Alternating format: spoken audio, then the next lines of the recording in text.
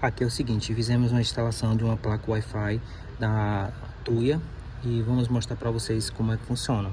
Aqui a instalação ficou o seguinte: pegamos a alimentação do motor, o positivo 12 volts, o negativo.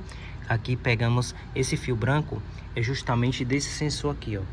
Tá vendo esse sensor? Esse sensor, quando encontra esse ímã aqui, ele manda um comando diretamente para a placa. Foi instalado nessa parte aqui, ó, nesse borne, esse e esse aqui. Esse aqui e esse aqui é justamente da parte da botoeira.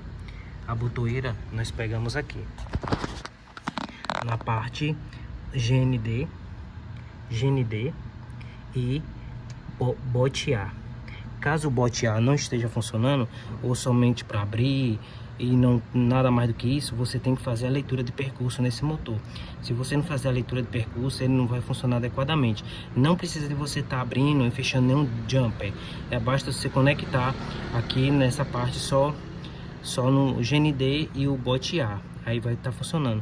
Aqui onde pegamos aqui a parte da alimentação para a placa, levamos com um cabo de rede justamente para cá e fiz a instalação perfeita aqui, ó. Você pode ver que o motor ficou perfeitamente funcionando.